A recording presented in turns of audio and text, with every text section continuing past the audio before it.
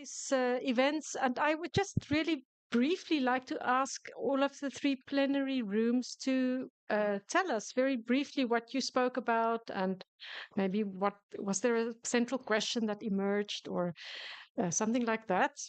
I was running around with technical troubles, which I hope didn't have too big an impact on your sessions.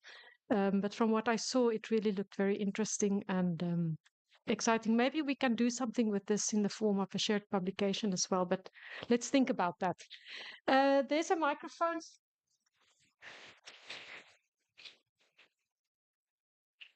This is the microphone, right? Or do you have another one? That's okay. Okay. The first group who was in the bestuurskamer. Tycho. Ja, kom maar even naar voren. It's really like being on stage with this like bright lights. Hi, everyone. So we were in the bestuurskamer. We had three lovely sessions. Helena Baart, who is with us here, Yves Choon, who was presenting from Ghent, and myself.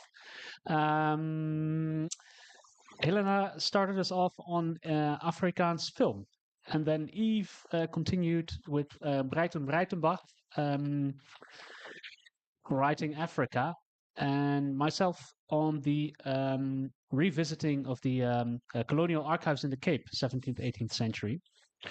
Three very different presentations. However, they all shared a concern with space and negotiating space and thinking space. With Helena, we had four pillars of Afrikaans film: masculinity, family dynamics, romantic relationship dynamics, and wide reflections on black pain. Ending us on the question that sliding back into a nostalgia as a way to become comfortable with the past is not paying that much attention on tension and discomfort. It limits us in the scope of imagining futures. And Yves took us further in a way, thinking about the uncitizen, where the middle world is, in the words of Breitenbach in his notes from the middle world. And Yves took us to Senegal, to the Gorin Institute, where Breitenbach has been thinking spaces, plural, in Africa, not just as a refuge, but as a hybrid space of growth. Culture is a practice and a process, not a product. I was last, I think, building on that idea of hybridity, a way of building collaborations across paradigms, not just the Foucauldian paradigm of power as negotiated through codified language on the page, where some voices have been disenfranchised, but also building interdisciplinary teams to look across other paradigms, such as that of Kusa and orature. So those were, I think, the main takeaways in terms of spaces and collaborations, if that makes sense. No, thanks. Was this too much? Yeah, no, this was perfect. Thank you very much. And just before we forget, the colleagues in Ghent, Martina, where are you? You're organizing a conference on Breitenbach later this year, right?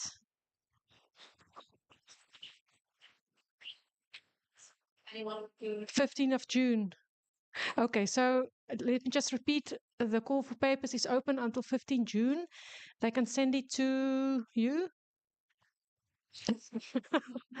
Where should Afrikaans@ugent.be, and the topic will be Breitenbach. So, okay, intersectionally, intermediately, inter. All right, and it will be at the University of Ghent in November or in October. In November, and the precise dates?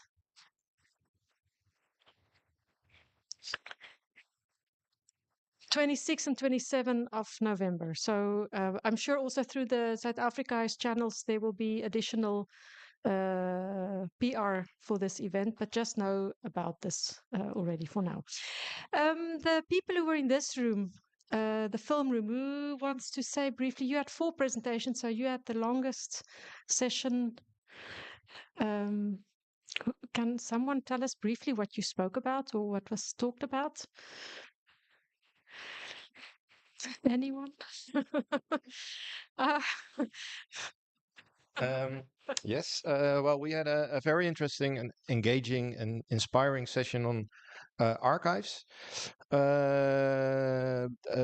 Milton began with reflecting on archival silences in the archives of black music performers in South Africa, and I think he really made us think about different forms of silences.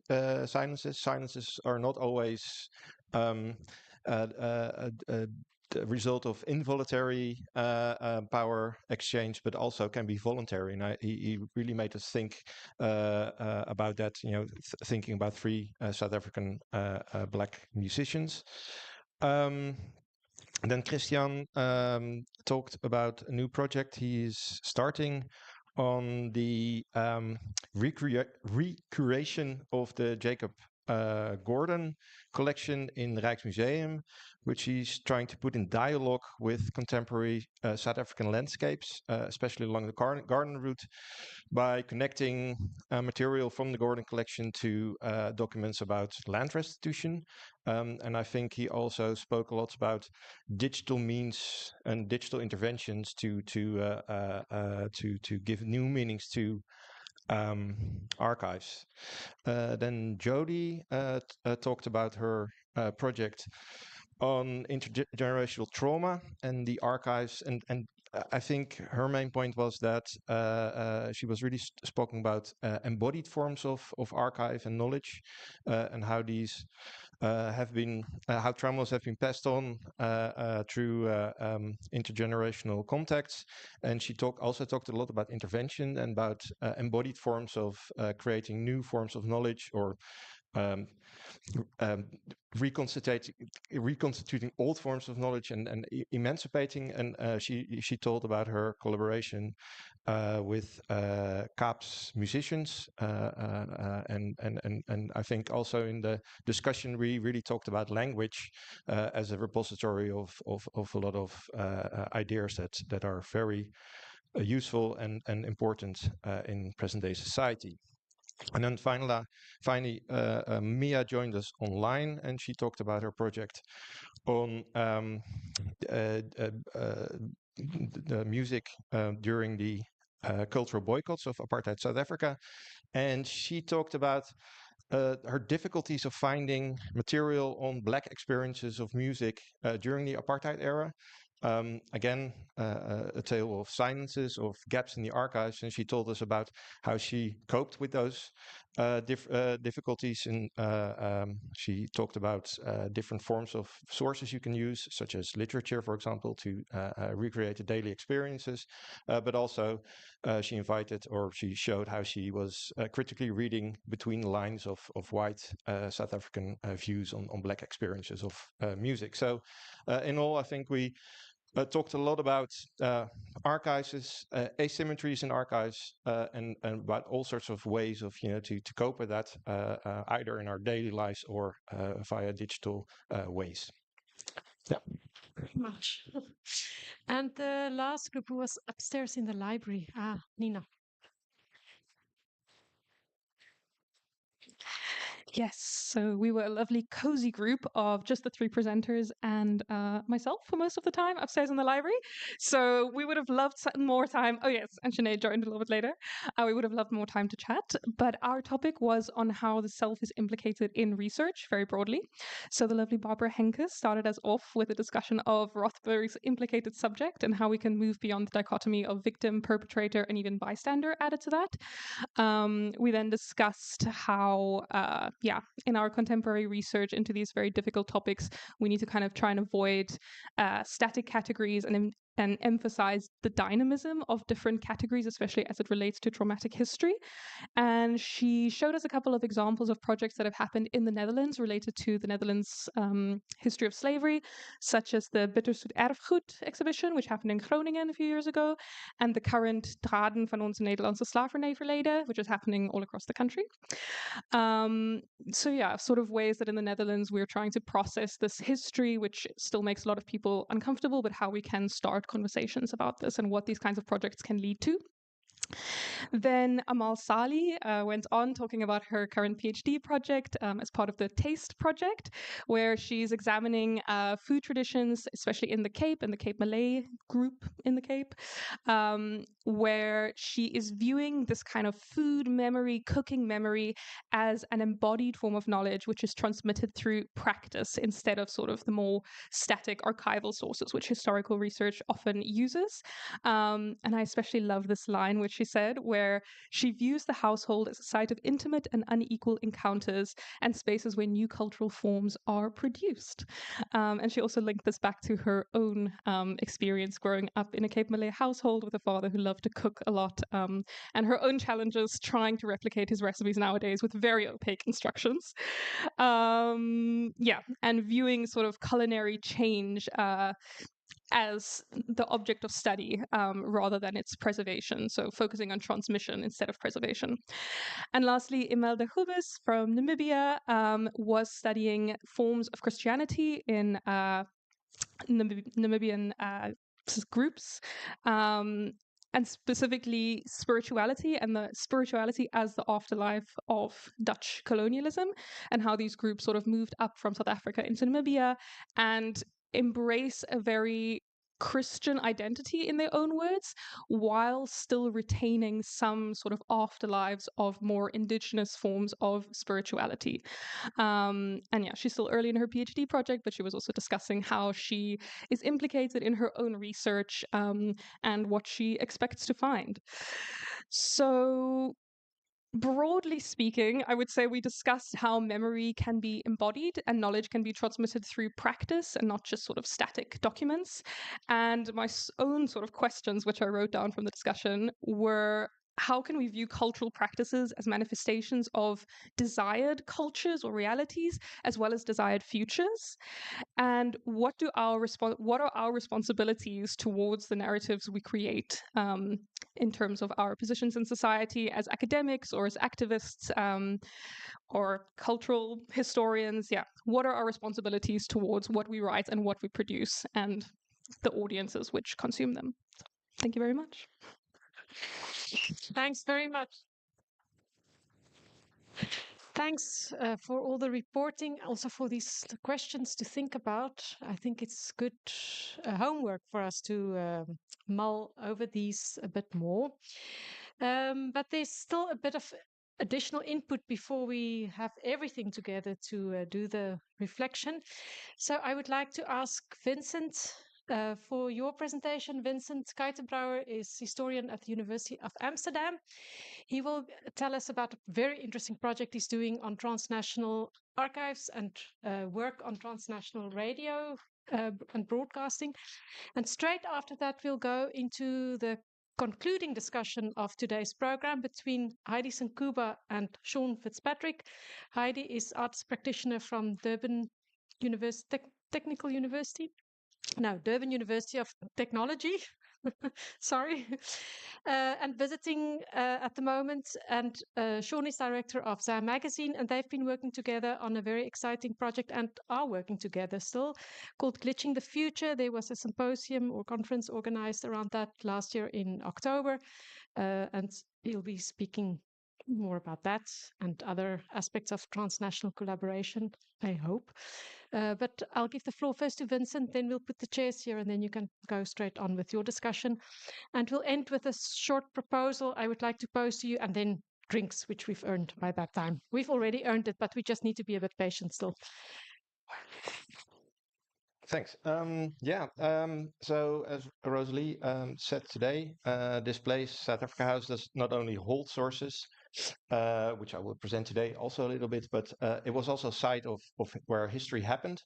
And today I want to share some insights about the history of international broadcasting. And in fact, this house, probably this room, I imagine, was also turned into a radio studio at points in history, 1950s mainly. I will present some of the sources and some of the audio I found to give you an impression of the nature of those broadcasts in the early 50s. And there's a spoiler alert, trigger warning, or whatever you choose. these broadcasters mainly supported white minority rule in South Africa. To properly analyze those sources, however, one must see them in a broader context of the global history of international radio broadcasting. And then it becomes clear that these broadcasts were not the only signal that could be picked up about South Africa, and that the narratives I present here were contested. And to understand this dynamics, we will switch to the skies, or more precisely, the ether. Next slide, please. I was working in a international project led by Simon Potter from the University of Bristol that explored the wireless world. It was called Connecting the Wireless World, and we collaboratively, the core group wrote a collaborative book called The Wireless World, and in it we present the history of radio broadcasting as a history of interaction, of entangled history, and ether as a zone of interaction. And these interactions were between all sorts of actors in the history of radio. Of course, there were listeners who interacted with broadcasters, and vice versa. Broadcasters usually also talked a lot to listeners, and listeners responded with letters, and the letters were read to the listeners, and this feedback loop continued. But it's also very important to be aware that broadcasters also listen to each other. Broadcasting is not only about transmitting, it's also about listening and then thinking what you should transmit. So there's a really inherent dynamism there that is really important. So there were all sorts of voices interacting with each other all of the time. And now we really want to talk about this institutional or these interactions between broadcasters today. Because the golden age of international broadcasting between 1930 and 1970 largely, broadly, largely coincided with the era of decolonization as well. In fact, the two processes in many ways were entwined. Radio broadcast was an important tool for decolonization conflicts, employed by groups trying to continue colonial rule and those trying to end it. And they used the medium to rally international support for their respective causes. So there was a interaction there. This paper explores the historic dynamism between radio and decolonization by looking at the early years of Radio Netherlands Wereldomroep, RNW, which was founded in April 1947 in the midst of the War of Independence of Indonesia. One of the main aims of the new organization was to continue Dutch colonial rule in that part of the world, both by providing broadcasts to the Indonesian archipelago to strengthen the colonial element, and by providing broadcasts to other countries to muster so-called goodwill for the Dutch efforts in Indonesia. When it declared that the war was lost, RNW started to look for new audiences overseas. In 1949, the Dutch World Service expanded its broadcasting schedule, including a new program for South Africa. The main target audience of this program were the Afrikaners, the white inhabitants of South Africa, and who just won the elections in 1948, so the National Party was in power already. In the years that followed, this government introduced the famous apartheid laws, and radio broadcasting was instrumental in the efforts to enforce them. This was also recognized by the opponents of apartheid, who also used the medium to resist segregation. It was in this context and contested radio broadcasting that RNW started its South African broadcasts. And before I turn to the nature of the broadcast, I will briefly address the literature about radio broadcasting and segregation. Next slide, please. In a famous essay on radio broadcasting in the Algerian War of Independence, Frans Fanon argued that the medium from the onset of the conflict at the onset of the conflict had mainly been instrument for French colonial rule. The regime used radio to promote French language and culture in order to bolster the white minority regime and to boost the morale of the colons. Frans Fanon went on to show that this use of radio as a tool of colonialism was successfully challenged by the anti-colonial movement, FLN, that set up a broadcasting station in neighboring Egypt, which it used to mobilize Arab resistance. Scholars working on the early years of radio in the United States of America have also noted that the medium initially was used by white Americans as a tool for racial segregation. Derek Valiant has argued that radio stations in Chicago in the 1920s broadcasted sounds of whiteness, as he calls it, as African American voices were marginalized. If black people were broadcasted, they were assigned certain roles, jazz musicians and such things. In addition, white actors mimicked black voices in a radio equivalent of blackface minstrel shows. Writing on radio in the context of what she calls the sonic color line, Jennifer Stuver concurs with Valiant and adds that such soundscapes affected what she calls the listening ear, which means that listeners associated Americanism with whiteness and sounds of whiteness. Also, in the case of the USA, both these authors have pointed out that black radio makers effectively contested the use of radio as a medium to promote white norms, and eventually succeeded in broadcasting on their own voices, on their own terms. The cases of Algeria and the USA show that radio was a contested medium that was used both to promote segregation and to contest it and resist it. This was also the case in South Africa under apartheid, during which the ether was a contested space in various ways.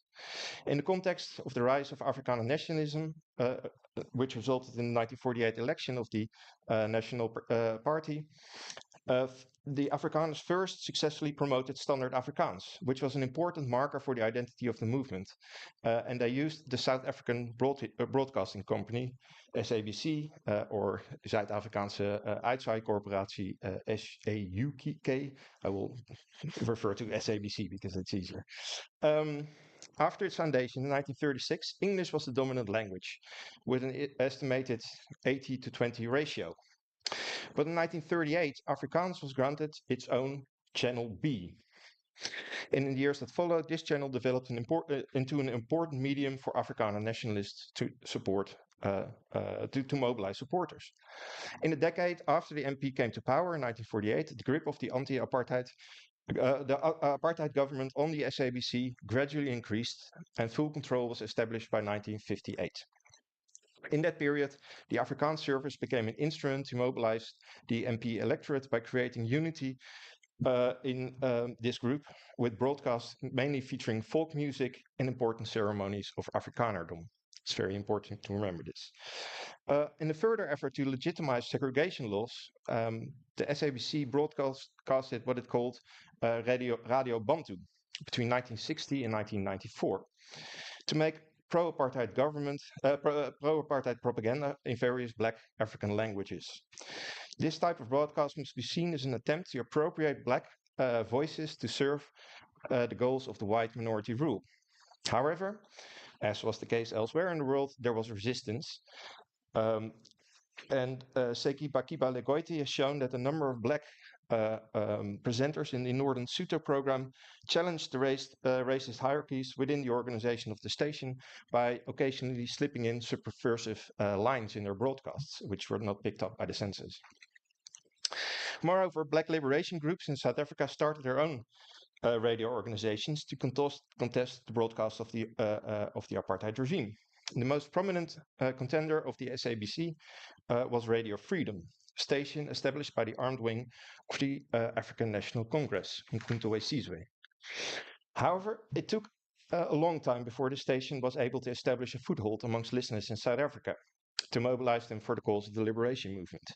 After a false start in the early 1960s, Radio Freedom only rose to prominence after the Soweto uprising, broadcasting from stations in various countries in the region. And just to give you a small taste of what it sounded like, I will now briefly play the opening station call of Radio Freedom.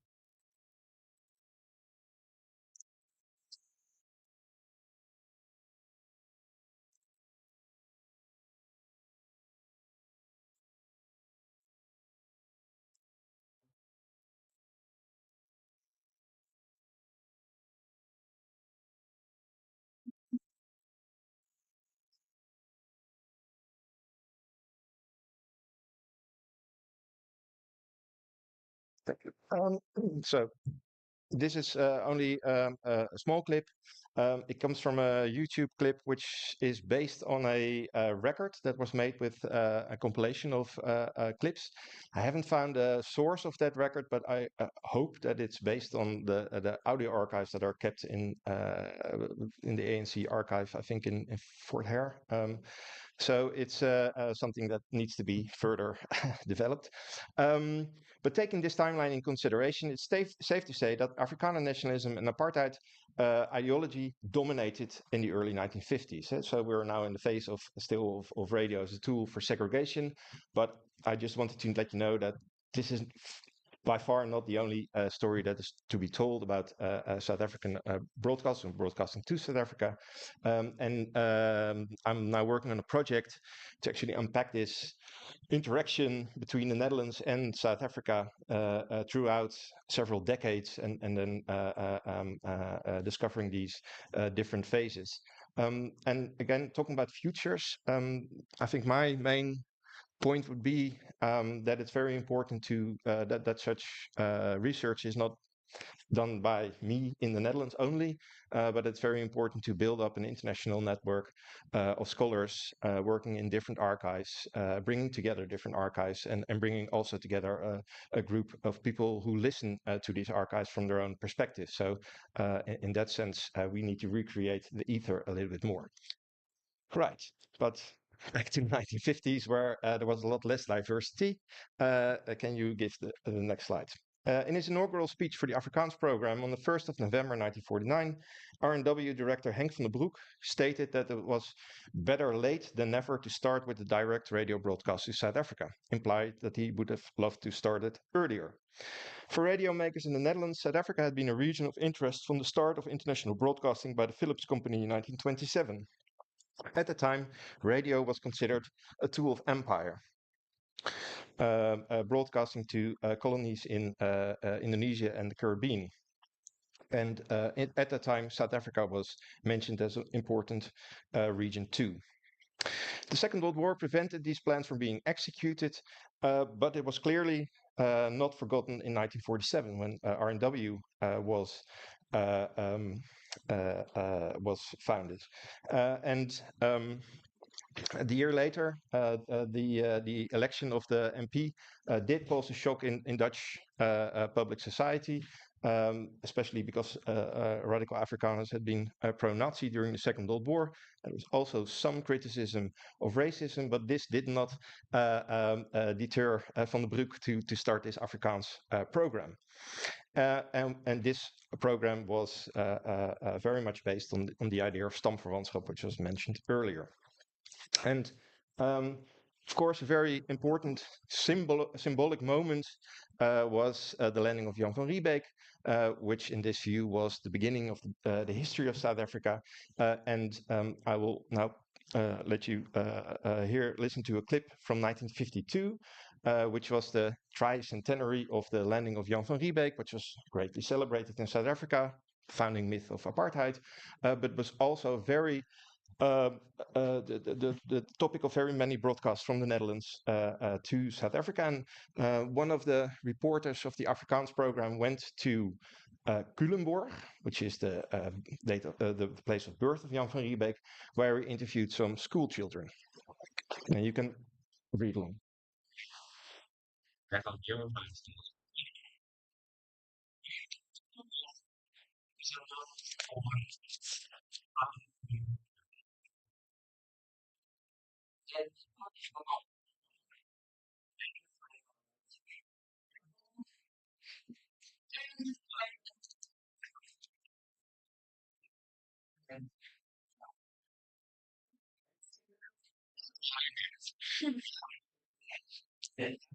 Yeah, and this is like a very short clip from a very long interview, which continues like this all the time. It's quite boring, and that's another story. The responses to these broadcasts are very negative, but it's that's something to. The ideology, though, is clear. This was really meant to reinforce the idea that history in South Africa started when civilization, between quotation marks, landed. Next slide, please. Also, in other ways, RNW tried to lure the Afrikaner listeners by providing them features which would suit their listening ears, as Stover would call it. To gather information about the taste of white Afrikaans-speaking radio audiences, RNW installed a radio advisory board for African broadcast in 1954 to include representatives of the NZAV, which actively advocated the importance of Afrikaans program and promoted its existence. These NZFA representatives also provided context between RNW and representatives of the SABC, which was taken over by Afrikaner nationalists. And the goals of these meetings was to create goodwill between the organization, to gather information about preferences, but also to recruit presenters from South Africa who would come to Hilversum to present these Afrikaans programs. And another strategy to create a link between the Netherlands and South Africa was to broadcast recordings featuring the Afrikaner community in the Netherlands. And one notable group, for example, were students at Dutch universities. And once a month, RNW was present at the so-called coffee table meetings at this place, which was then called the Jan van Riebeekhuis in Amsterdam, where the radio broadcasters would record greetings from students to people back home. Van Riebeekhuis also was turned into a recording studio on other occasions when Afrikaners gathered here. One such event was the annual memory, and I think we heard it, the 16th of December, the commemoration of Nkome or Blood River in 1838. This event was also a key feature of Afrikaner nationalism, these we have heard about like the Voortrekker monument, where these military features were put into marble. Here, these features were put into sounds. So at these meetings on the 16th of December, there were prayers with ministers from the Dutch Reformed Church of South Africa, and the soundscapes were complemented with songs from the African Nationalist Songbook, including the national anthem of apartheid South Africa, the Stem, which was a regular feature. And RNW was also present at these meetings and made recordings. And I'm now going to play a little clip of a meeting. I don't think it was actually here, but it was on 16th of December, recorded in The Hague, in the residency of the embassy. But I think it probably sounded a lot like what it probably would sounded here.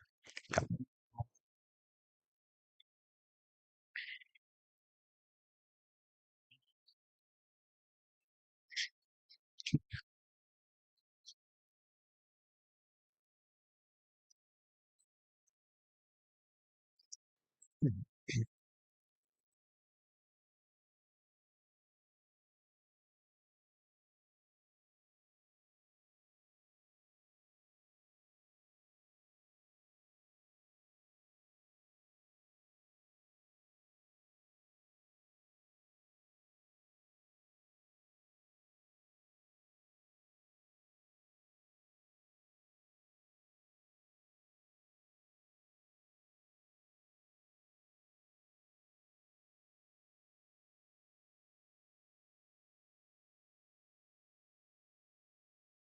Okay, so we first listened to Sarim Reis, which is the unavoidable song that was always sung at these meetings.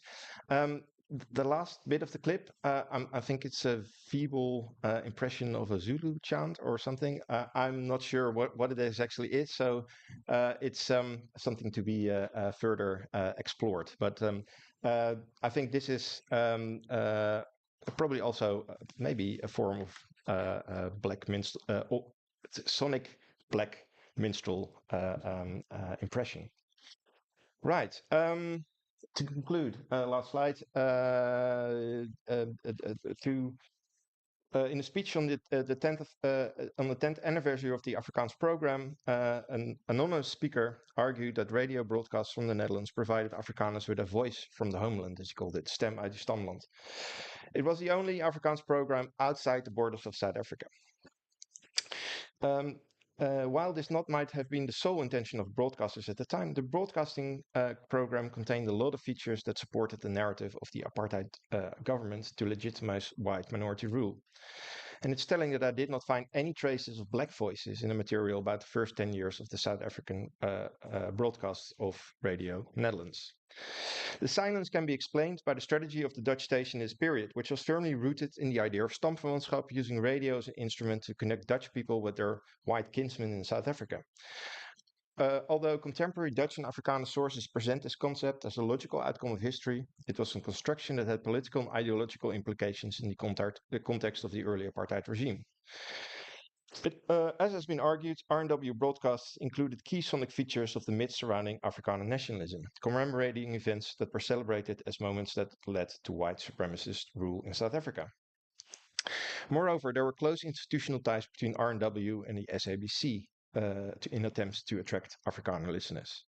Such practices are comparable with those of French broadcasters in colonial Algeria and white broadcasters in the USA who tried to uphold the sonic color line.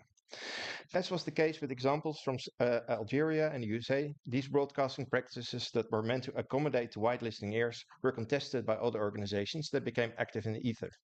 In the Netherlands, criticism on apartheid grew over time, and in that context, several organizations started to protest against the Afrikaans program of R&W in the 1960s and 1970s. In addition, Dutch anti-apartheid groups started to raise support, technically and monetarily, for radio freedom stations in South Africa, in Southern Africa, which is able to expand its activities from the late 1970s onwards. In the context of the escalating tensions between the apartheid regime and the ANC after the Soweto uprising, R&W decided to terminate the Afrikaans program in 1977. I intend to study this transformation of Dutch broadcasting strategies in the coming years with the goal to gain more insights in the complex historical dynamism between radio broadcasting and decolonization. So stay tuned for that.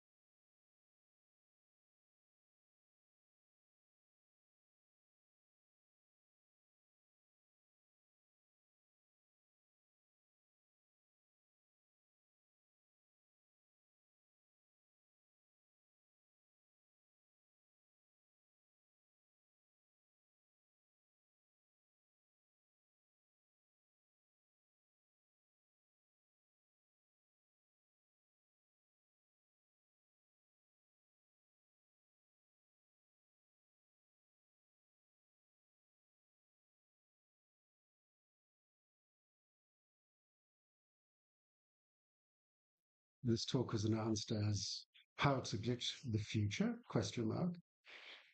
But actually, we're not going to talk about how to do it. We're actually going to tell you how we did it. So we're moving away from actually a lot of theory that's being discussed today in all these different sessions. And we're going to move into a bit of more of the practical side of how to do these things. But I think to start off with, I think it's important just to a little bit of context about Zam magazine for those here who are not familiar with Zam magazine. Zam magazine is an independent media platform. We have our offices here in Amsterdam. But we're bringing the work of journalists, investigative journalists, writers, thinkers, academics, artists, photographers, filmmakers from the whole of the African continent. We bring it to the Netherlands and to a wider audience in Europe. And this is, we feel, is very important work because Zam challenges a lot of the stereotypical viewpoints and perspectives that we have of the African continent. We believe very firmly that by changing the perspective, changing the narrative, we can change the system. And our key aim is to really build a new future relationship between Africa and Europe based on equality that benefits everyone. It's a big aim. We're not under any pretensions that We're not there to yet. achieve it, but we're doing a huge amount of work in that particular area. Zam works in a couple of themes. We work in investigative journalism, we work in arts and culture, we work in politics and opinion, and we tackle the issues that are very relevant to all of us. So we tackle identity, we look at climate justice, we look at migration, we look at the erosion of democratic values, bad governance, all important, just as important for our African audiences as for our European audiences. So one of the key areas that we're really working in is what we call futuring. And the major project that we've been working on in this particular area, which we're going to talk you through today, is of course Glitching the Future. Heidi is our project lead, our creative lead on that particular project at ZAM. And no better person to tell more about what Heidi does than Heidi yourself. Thank you, Sean. I'm just going to give some conceptual background before we actually go into what we produced, which I think is, they always say in practice, show, don't tell. But I think before we show you, we'd like to just give you some of the conceptual seeds that brought us to the work that came out of this. I also just want to say that as much as I'm an artist and scholar and writer, I come from this background of not only fine art, but also writing and editorial practice. And Bubblegum Club, who collaborated with us on Glitching the Future, is what sort of trained me to see not only how we're perceived as young Black African people, but also gave me this network that was able to build this beautiful project with Sam. So I'm just going to go through, hopefully quite quickly, some of the ideas that sort of spawned the conceptual direction. Okay. Firstly, the future is not a blank slate. It is a contested terrain, and we find ourselves caught in the crossfire. Mainstream philosophy has long framed time as linear, placing Europe as the pinnacle of progress. In Observations on the Feeling of the Beautiful and Sublime, written in 1764, Immanuel Kant declared, "Among the Negroes is to be found none who has accomplished anything in art or science. So fundamental is the difference between these two races of man." In Lectures on Philosophy of History, written in 1830, George Hegel added, "At this point we leave Africa. It has no movement or development to exhibit." So these are some of the things as young African people, as young Black people, that we grow up being fed about who we are and about how we should see ourselves not only in our subjectivity, but along the timeline of human development. But of course, there have been lots of scholars that have challenged this.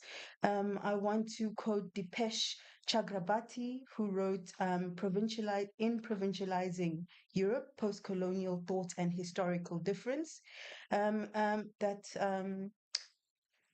the Global South has been relegated to a racialized waiting room of history, where modernity is framed as a future achievement rather than a lived reality. So this is what Glitching the Future sort of presents.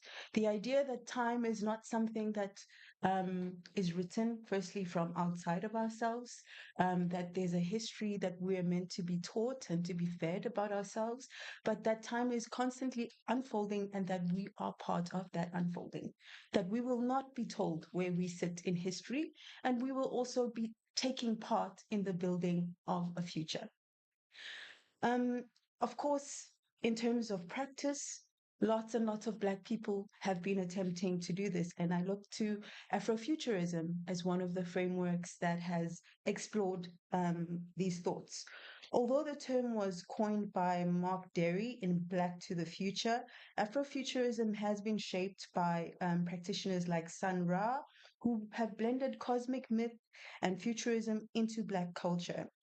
But of course, I'm much more interested as a Zulu person, not only in what African Americans have done to place themselves in this narrative of time and futurity, but also what African people are doing. So I want to define a difference between Afrofuturism and African futurism, which of course I'm not inventing.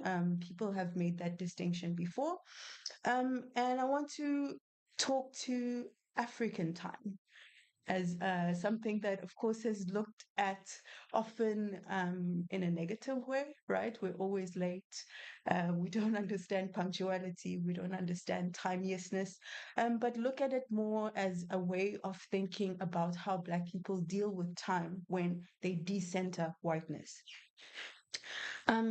John Beatty's African Religions and Philosophy says that ancestors actively shape the present. And Nnedi Okrafo, who's the person who actually coined the term African futurism, defines sci-fi subgenres as a distance from the diasporic desire to be included in time and futurity. I also, before I move on to how we actually glitch time, I also want to really intentionally mention the relationship between time and technology, right? And how technology itself is defined in a sense that centers whiteness, right? If we think just very broadly of what technology means, of course, we'll think of like Silicon Valley. We'll think of the tech bros, right? We'll think of mostly white men who define what technology does and how we engage with it. Okay, but I also want to look at how people like Capitan Mavunga, a Zimbabwean scholar who works at MIT, he wrote in What Do Science, Technology, and Innovation Mean in Africa? That we should advocate by starting on viewing Africa not only as a passive recipient of technology, but recognize it as a site of inventive, philosophically rich knowledge production. This is what really inspired me to start thinking of the practices that exist in my own culture. For example, if I think of izangoma, sangomas, I think of practices like upahla. I think of ukubhula, which many people might know as throwing bones, which are practices of divination, right? There are practices of actually not predicting, but speaking the future into existence, right? And they don't just live in this sort of metaphysical space, they also live within the tools that people collect, right? You can think of fetishes, you can think of altars. These are technologies that live in everyday life, even in the most rural cultures, right? And even if you think of, for example, many of you have, if you've been to South Africa, many of you might have driven from the airport past an informal settlement, right? And you can see satellites dishes around on top of these informal settlements. And think about it. If you can't afford to actually live in a westernized house, then that priority to get a satellite dish installed, that tells you a lot about how Black people are dealing with technology. And even where I work, the Durban University of Technology, translated into Zulu, in University Yobuchwepheshe. the direct translation of technology has a lot to do with slyness, with stealing, with living outside of the margins, right? So this is how Black people have approached technology and futurism after having been excluded not only from historical narratives, but being threatened with the exclusion from future narratives as well.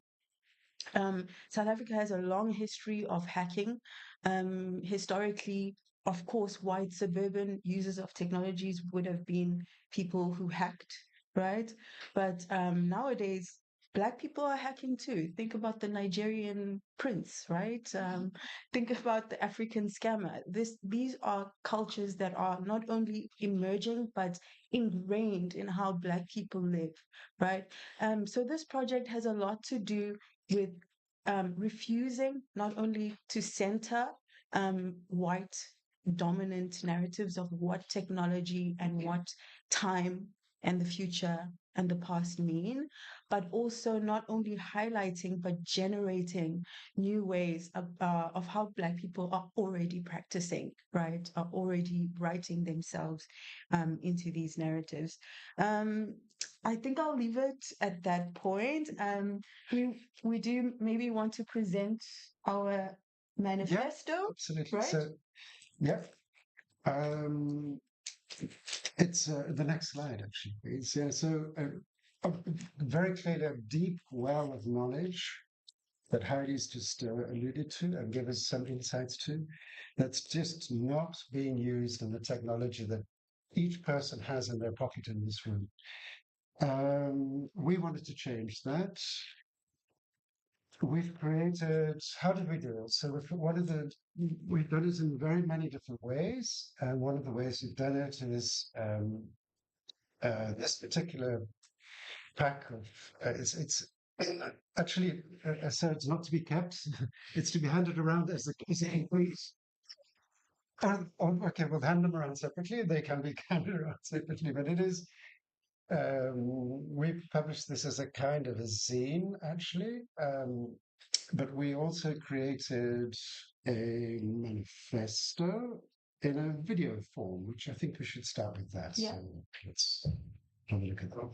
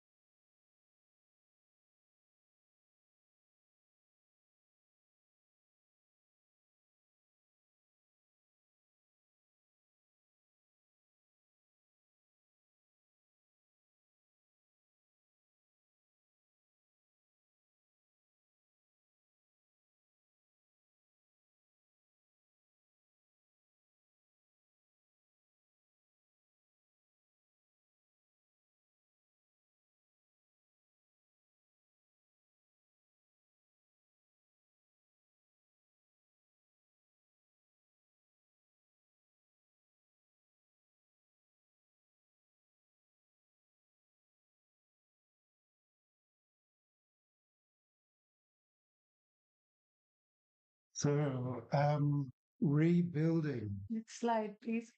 Rebuilding technology from the ground up, Heidi. What? I mean, when we first started talking about this, it's such a huge idea.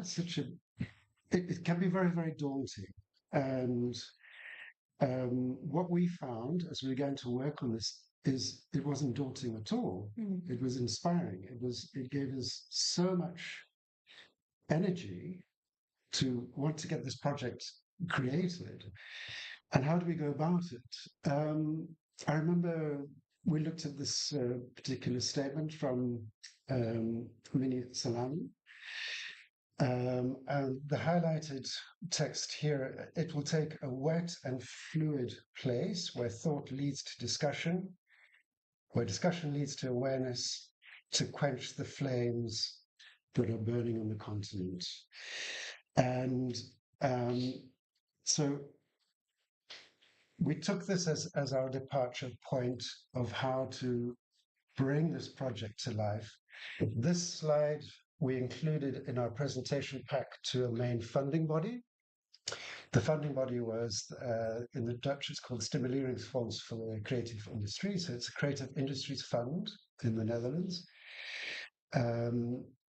They're there to stimulate and to build new design thinking, research in architecture, and also in immersive experiences and collaborative media forms. And that's what the fund is there for. This we added to the slide pack, and I remember that we were thinking, okay, is the fund going to buy this? I mean, this is just such a crazy idea. And we're asking for the top amount of money. We're asking for a big chunk to actually put this thing together. Yeah. Yeah, it's a fluid place. It is. That's where we started. Yeah. Yeah. I think on the zines, you guys will see a QR code. So I'd encourage you to actually go onto our platform, and you'll see that even the way that we constructed the website was really quite fluid. It's not really like one page means this. Like, we actually have various amounts of collaborators, and this inspired me to actually think about this idea of witness and its direct relationship to technology. Like, in this one text, Hydro Techno Epistems, like, I feature artists like Tabitha Rezaire, who's very interested in how witness on the continent relates to technology. And she talks about things like, for example, internet fiber cables are underwater, right? Whilst we're encouraged to, like, for example, if you wet your phone, it's going to die, right? You don't want water and technology to mix, but actually water and technology are really mixed. And she looks into, like, African cultures, like water deities and things like that, So witness is like a central idea in what we're talking about, and a kind of prompt to maybe glitch this idea of technology anyways, right? Yeah. And I think what was very important is not to be afraid of big ideas. I think being, massive ideas that you can't sort of get in your mind, people tend to get really frightened of them and steer away from them. And I think that, in our discussions, I remember it was really important to say, look, we really have to think without boundaries here. Otherwise, we're just not going to get to the fertile ground. Yeah. So, yeah, I think, that it's really key to be able to, what we wanted to do is to break boundaries. Absolutely. And also explain or sort of display how people are already breaking boundaries. Like, if you look at the screen, the following slide, please. This is an artist called Aluta Noel, really brilliant designer, and we asked them to sort of use the local aesthetics to think through what their idea of technology was. And she used quantums, which are those taxis that you see in South Africa. They're called quantums. And so she was thinking about, like, quantum technology and quantum thinking, to sort of bring those ideas together. She was also thinking about load shedding. We have a huge load shedding problem in South Africa, and this results in, like, copper theft and, people actually doing illegal things to supply themselves with electricity. So we found a really visual way of illustrating some of the ways that rules are broken in order to create new realities or to survive in the realities that exist. And how important is it to be able to see the glitch not as a mistake, but actually as a spark of intuition or a spark of energy or a creative impulse. You know, how we were really busy with that kind of idea as well. Absolutely. It's not just important, I think, living in, I mean, I, as a person who was born into rural KwaZulu-Natal, and I was literally, I had to fight and steal into the system that allows you to survive, right? It's almost, there's no other way, right? I'd also like us to move into the next video to sort of illustrate not only the importance of breaking those rules and glitching, but also what it can produce. I'll talk about it a bit after we. A couple of slides down. Right. Yeah. Should we just jump to it? Want to do the video? Yeah, Yes. please. Yeah.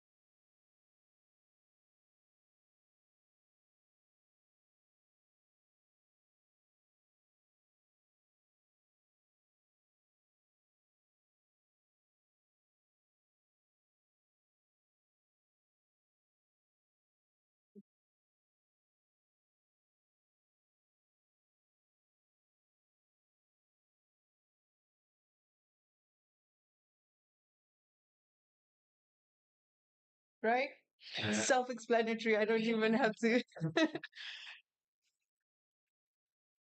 Yeah, I just want to say that a student of mine from Wits University called Siyasanga Ngwengweza, I mean, the idea is pretty self-explanatory, but just to answer your question, new work is produced by breaking or recognizing how the system is broken and then trying to engage in that brokenness and producing. and forcing those breaks, bringing them to the foreground. Yeah. Yeah, yeah, it's extraordinary, actually. I mean, this piece of work, it really hits home. You know, there's just no getting around it. Absolutely. The tech that we're involved in is completely exclusionary. It's not including at all. Yeah. And just to bring that conversation into this room,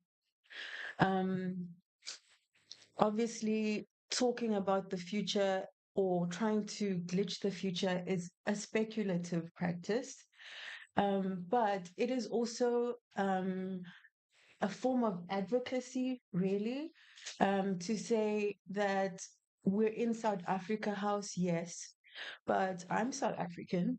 I don't see myself really in this archive. And I know because I was born by people, I'm engaged, as I said, with people who work with history and the future on a daily basis. So I know that Black historicity exists and has existed. And with lots of people that have presented today and the quotes that I chose to open with, we know that that absence is intentional. And we are saying that there are Black people who see that, who are very aware that they have been and are being erased. And they're making their own histories and their own futures. And whether Zuid-Afrikahuis is going to be part of that or not is up to Zuid-Afrikahuis. So, a bit of a challenge there, folks. Yeah. Can we go to Let's move to our next slide, which is the collaborative slide. So I think it's slide number 5. Yeah. Um, 30 odd collaboratives. More than 30 at this point. In this particular project, as of now, we started the project in 2025. We're moving into its second year. Let's talk about the collaborators as of now. All to be found on glitchingthefuture.org. That's where all of this knowledge resides at the moment. A lot of the QR codes on the zine pages that we passed away bring you directly to fascinating videos with the collaborators that we've worked with. You selected 3 for very specific reasons, I'm sure. Not really, because I think everybody's contributions were, I mean, equally valid and just phenomenal.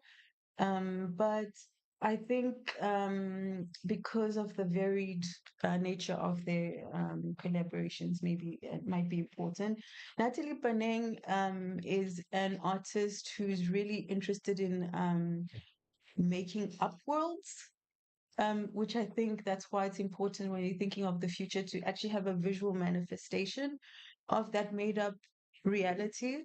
Tulile Kamedze is an academic who's so brilliant at looking at not just the infrastructure of our apartheid history, but also sort of imagining how to deconstruct those. So they're really interested in like the classroom, for example, how we can teach differently, how we can sort of break down that hierarchy between the teacher and the student. Pussy Party is a duo that obviously DJs, but their parties are a lot more about, I heard a lot of people talking about food and sharing. So the way they even sustain party culture in Joburg has a lot to do with different ways of sort of thinking about how we even party. Yeah, and just picking up on one of the breakout sessions, which talked about spaces and creating spaces, and how Pussy Party have created very safe spaces within, the Joburg scene, which are very inclusion based. And that being very important. Can we go to the Fagu Gesi slide, second to last, please? So they did a presentation at the Fagu Gesi Festival where they talked through South African music culture as tech, and they really lingered on Kwaito, for example. But I just want to plug myself. Forget about Pussy Party. That I will be talking at Groningen on the 29th. And I'll be sort of picking up where Pussy Party leaves off, where they focused a lot on Kwaito and house and how we've used that as a form of tech. But I sort of thought about, hey, Black sonic traditions are so vital to how Black people think, even academically. And so I'll be tracing the whole, firstly, the drum. I love that I was hearing a lot about the drum earlier on, but I was thinking of that whole lineage from the continent to the transatlantic journey, how the drum carries into jazz and then hip hop and then into Kwaito, but then I'm thinking now about Amapiano and Gom. Gom itself means drum, and it's sort of swept the world, right? And it's a way that you can think about how Black people have taken technological systems. I mean, Gom and Amapiano are built from stolen software, right? People could not really afford to go into studios and make music, but yet they have changed the world. The sound of the world sounds different because of what Black people have produced, So come to Groningen at the end of the month. I think that we have pretty much said what we wanted to say, right? Yeah, I think so. I think that it's also, I just wanted to add that all the collaborators are not all based in South Africa. Right. So we ZAM and Bubblegum Club set up collaboration. We got the funding together to create a project. Some of the collaborators are based in the UK, some are based in Switzerland, some, and obviously quite a large amount in South Africa. I think that's very important to say that this really does feel like a Pan-African movement. It's important to look at it in that way. Where are we now? 2026. We'll be in 2 weeks' time in Groningen. What have you been doing with your students at All right. DUT? Yeah. No, I've been obviously trying to wrangle them into this project. And if you guys know anything about Zulu people, they are really stubborn. They're really like, there's a lot of dissonance, a lot of dissatisfaction. A lot of these kids are under-serviced. A lot of them come from schools where they're not getting the best. And a lot of them will have been part of MK or EFF. So there's a lot of anger and a lot of recognition about how they've been excluded. And it's interesting that one of the biggest departments at DUT is the engineering department. So children really, I say children, but these are young adults. They really understand how technology is being used against them. But there still is really a big gap between the tools they're being provided and how they can actually use them to challenge what's going on. And so it's been interesting for me to try and get them to think otherwise about how to do that, to think more creatively about, hey, you're not going to end up in Silicon Valley, probably. So how can we sort of engage in a different way? Nobody's going to open this door for you. And they know that, right? If you just look at our curriculum, it's often disrupted by students who are protesting. They break down their own classrooms, like they really are glitching. So to try and redirect that energy from a creative place and a place of understanding that stop knocking on doors that are not going to open for you. That's the work we've been doing. And there's hundreds of students that are now engaging with Glitching the Future. And it's been really interesting to watch that process. I think the students should close this particular conference. Why not? It's about their future. You invited your students to write a comment about the video that we started with, the manifesto video, which is on our YouTube channel. I checked this morning, 210 students have written a comment about that particular video. Shall we just read a few? This is one, a student said, "This video shows how pride grows from resilience as being real about who you are. It's about finding strength in your story, expressing yourself freely and not shrinking to fit in. And when you stand for your truth, it's quiet but powerful, and it gives others permission to share." Yeah, you should be proud. I am. Here's another one. This really hit me. Aw. Some of them are probably just doing this to get marks. Not the just fact. That's glitching education system. This really hit me. Tech isn't neutral. It mirrors power and profit. I love Glitching the Future.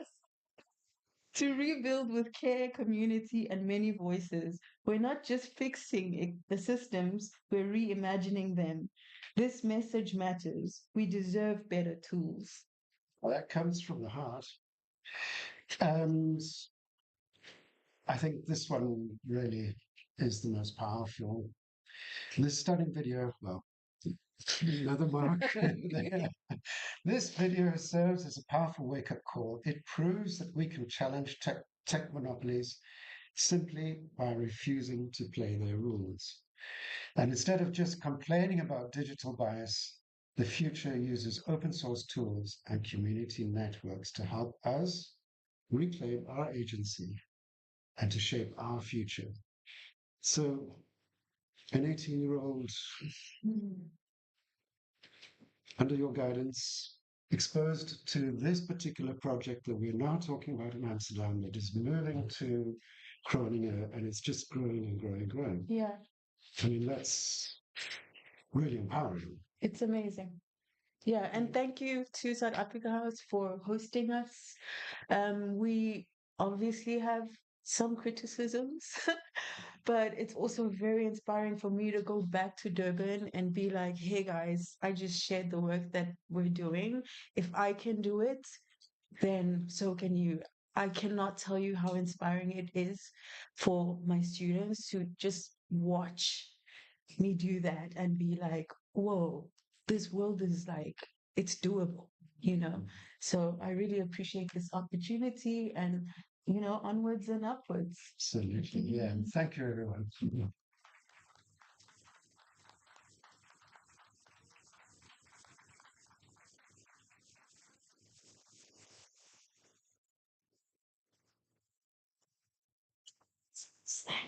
Yes.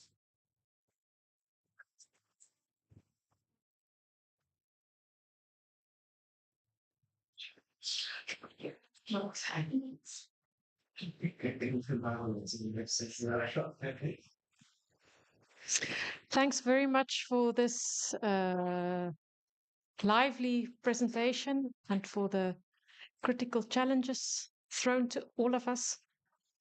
I hope everyone was paying attention to the challenges.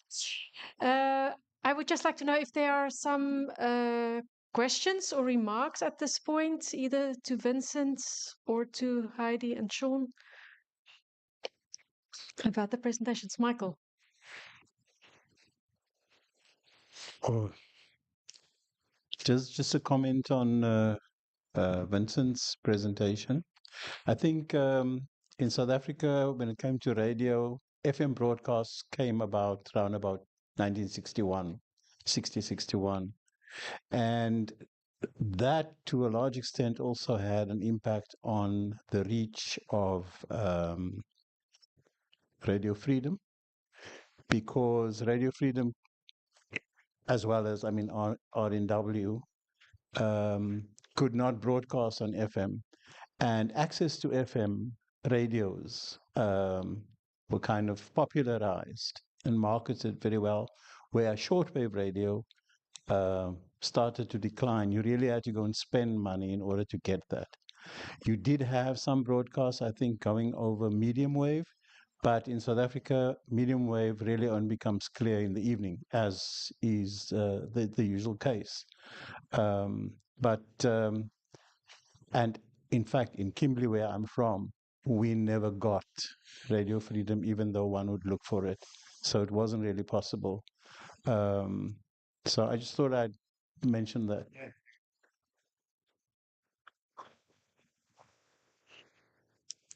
But can one listen to the archive now, these days? Sorry, let's get this one. I'm not sure. And this is a very good remark. Just a small response. I think also radio is not only about radio broadcasting; it's also about audio distribution. And one strategy is the so-called transcription, which is a recording of a broadcast that is not broadcasted but distributed on audio carriers, gramophone records, but also cassettes. So I also think in that sense, and that's what I've written some things, read some things in a Dutch anti-apartheid archive. That's also a network of cassette distributions clandestinely. So it's in that sense, radio is a whole set of practices.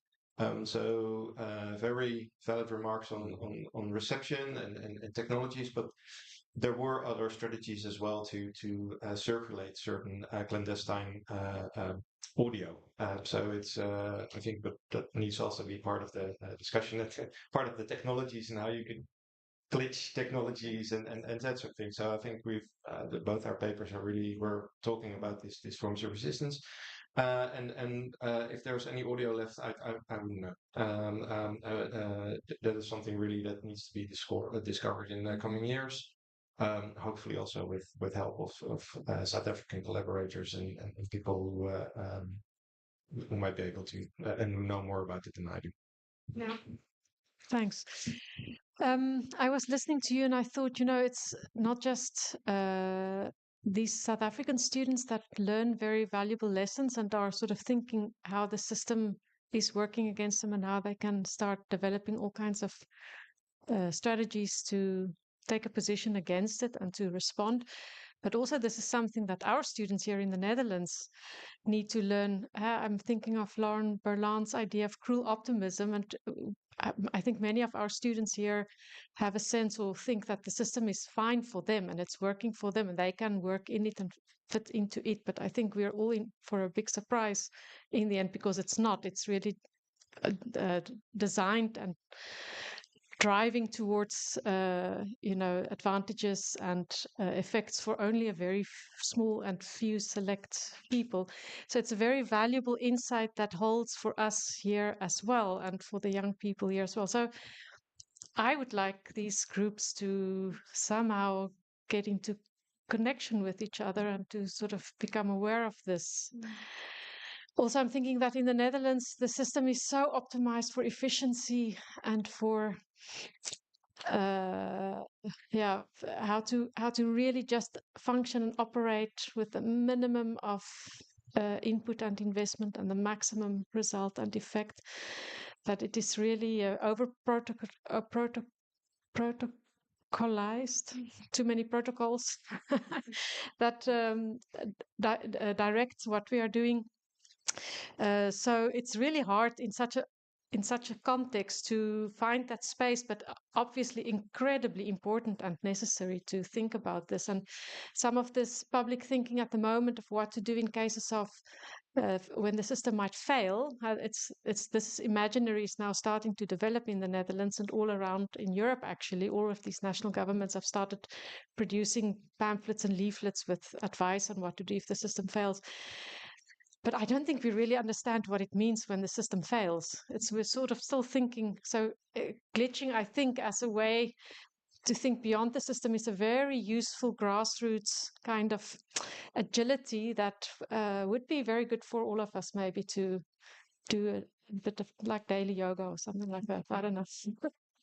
Learn how to code the system against, or how to code against the system, or code a new something that's DIY outside of the system so that we can continue when everything that's formerly the system has broken down. Anyway, these are random thoughts. Does anyone have a more systematic or profound thoughts to share at this point? Susan, please use the microphone.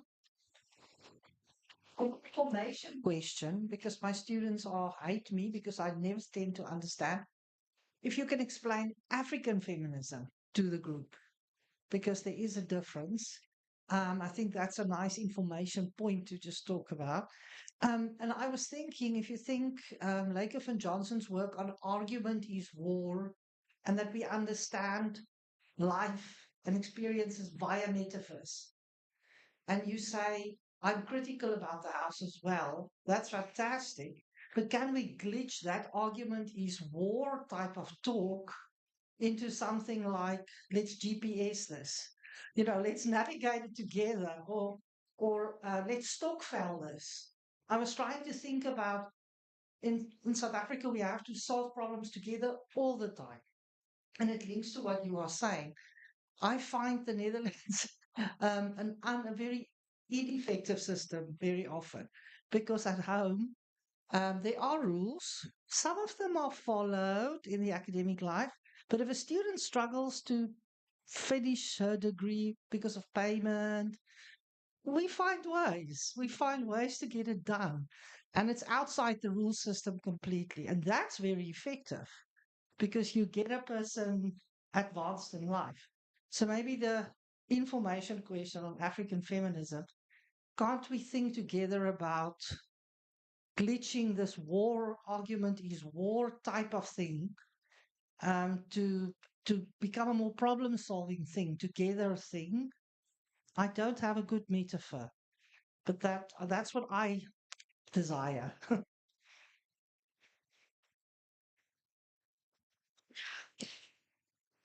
Do you want to respond? Yeah, yeah, for sure. Okay.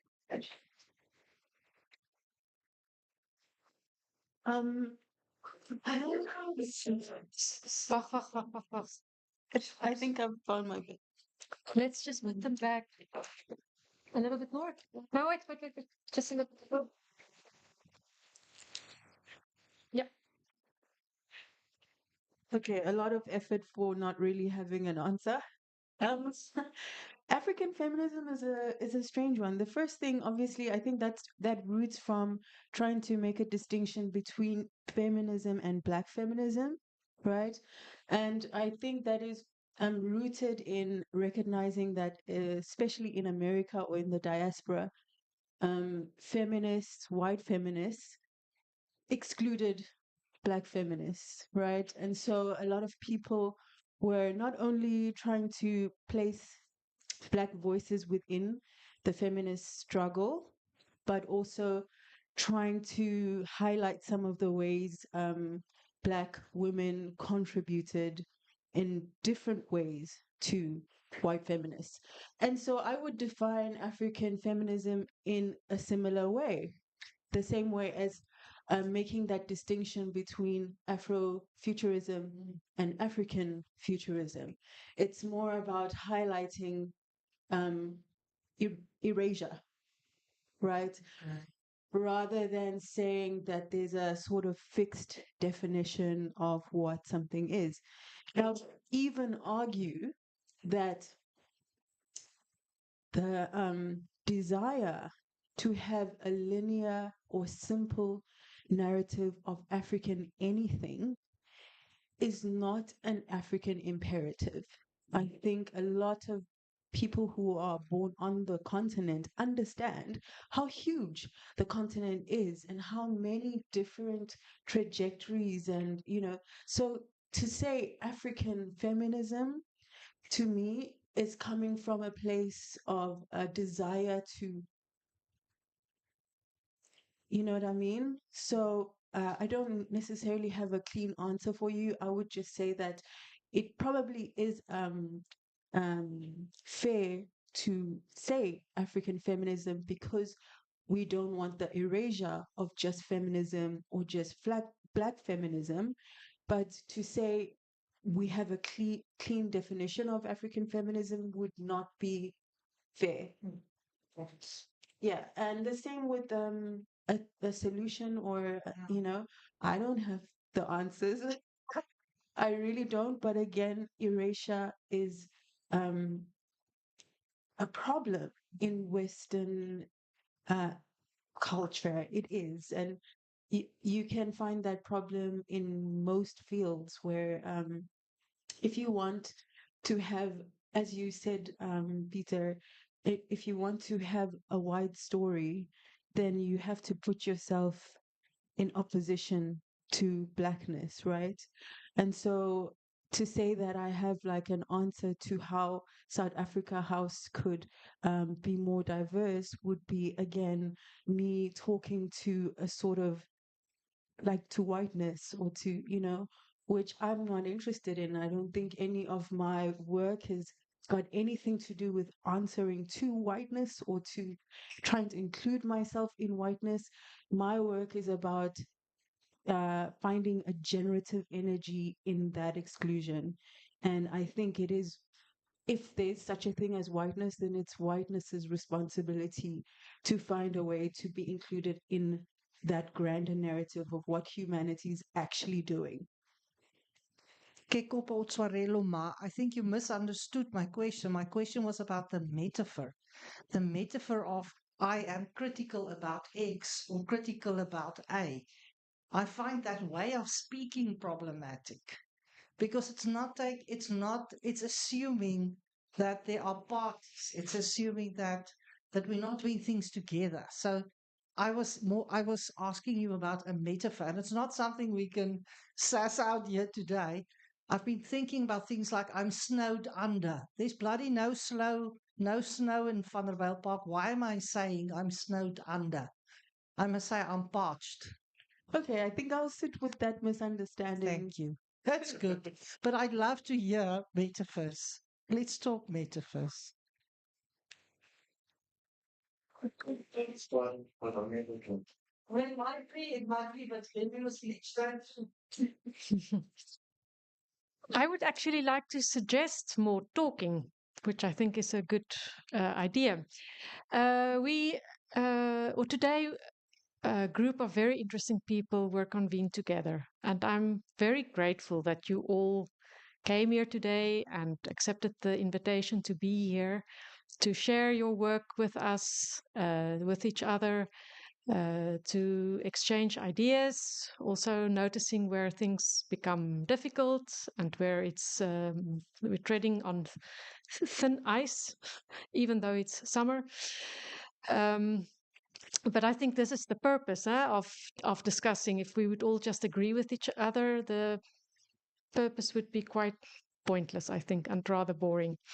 So what I would like to propose here, and I would like to see just if you're enthusiastic about it, is whether we can set up some kind of, I don't know, group or collective to meet from time to time regularly. There's a number of us here in the Netherlands. There are many of us who are in and out of the Netherlands from South Africa. I think there's a lot of benefit. It brings us in touch with each other, with the work that we are doing. I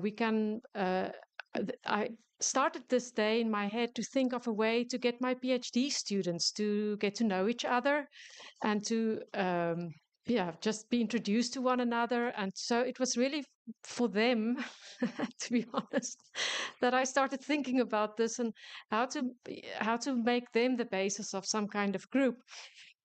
None of us have time for a lot of work, I think, and so it can't be a professional organization or a very extensive running network or something like that, but something lightweight and informal, maybe meeting each other twice a year. Maybe there's someone here who'd like to offer. I see Sean is really eager to say something. Sean, please. Sorry to, it ties in with an idea that we've been discussing at ZAM very recently, actually, where we think that it would be very interesting to bring some people together on a kind of semi-regular basis, once every 2 months, let's say, on a fixed date at ZAM, purely within the framework of futuring, where we ask people to bring their ideas that they would like to discuss with the group on futuring. And it would be an open floor, so very informal in that sense. And we're just interested in talking with people about their ideas on what a future could look like. So we'd be very keen to be able to host that, actually. So it almost ties in exactly with what you've been saying. Yeah. Two agendas. That sounds good. Maybe we can start off with one such futuring moment at ZAM, the first one or the next one that you are going to host. Just with a show of hands, is there interest in this kind of community of scholars working on South Africa, on South African issues? I see people nod. So that would be very interesting. I would also like to know whether, we can do it in various places also, because there are maybe difficulties in always coming to Amsterdam. So perhaps we can also do this. We are starting this event today here at the Zuid-Afrikahuis, and I hope that we can maybe also do this again at the Zuid-Afrikahuis. I'm looking at Susan there at the back. But yeah, so I think if there is interest in coming together, sharing work, letting each other know of visitors that you've invited, maybe guests of yours that are coming, so that we also have updates around that. Maybe some kind of community pinboard or something like that, where this kind of information can be shared. Even checking new work, seeing how it flies, but just also really getting in touch with one another to share ideas and to hear what people are working on. Karen? There are lists of people that are here contact details. I have that list, yeah. Yeah, yeah, yeah. She does that. But so we can also come together here and Yeah, and so that would be fantastic to have a kind of a South African moment for these meetings, as a meeting at ZAM to do this. Thank you very much for. I interpreted what you said as an offer to host it. Yeah. And absolutely a warm invitation. But if there's interest in this, let's try to get it off the ground. We can talk about it and then in greater detail. Are you all right with sharing your email addresses? I think I've done this already without thinking about it, so there's not much purpose in asking me. But would you mind if I do it again? I mean, there's this data privacy bullshit. Sorry, I mean nonsense. But that is the purpose of having an email address, right? To be able to get in contact with people. All right, that sounds like a jolly good idea, actually. Let's do that. I would like to say a few words of thanks to everyone. First of all, Susan and your team for your very warm hospitality in housing us here today. Thank you for opening the house to us, to this critical group of academics and scholars and practitioners. I am very happy with having met all of you here today, and I'm really deeply grateful for having had this opportunity of convening this group of people together here in this space. I think it's hugely important and meaningful, and thanks very much for allowing us to do that. Thanks, Rosalie and Wessel, particularly. They're behind the control console. Thanks, Sabine and Josefo, who's been putting really great stuff for us down there. I'm watching it and I'll stop speaking in a second because it looks very good. So let's go there in a second. Thanks also to Zuid-Afrikahuis for your financial contribution in organizing today. It costs money to run a day like this, and you've forked a large part of that bill. Also, thanks to the Van Ewek Stichting, who's also helping us to do this to some extent. Thanks to the University of Amsterdam for supporting the chair, but also the Zuid-Afrikahuis, of course, for it's your chair, really. So, for keeping it up and running. The Capaciteitsgroep Moderne Nederlands, where the chair is housed. I don't know what this chair looks like. I'm always imagining if it's a wooden little krukje or a big leather sofa thing. Anyway, thank you all for coming to this event. I really appreciate it for those of you who have traveled far and do still need to travel a bit again to get home. Take care. Have a great evening, and thanks once again for all your input. And don't forget to add something in handwriting for the zine. But you write it like wine, eh? I just want to say that's why zine and wine would also make sense. Let's have drinks, and thanks very much, everyone.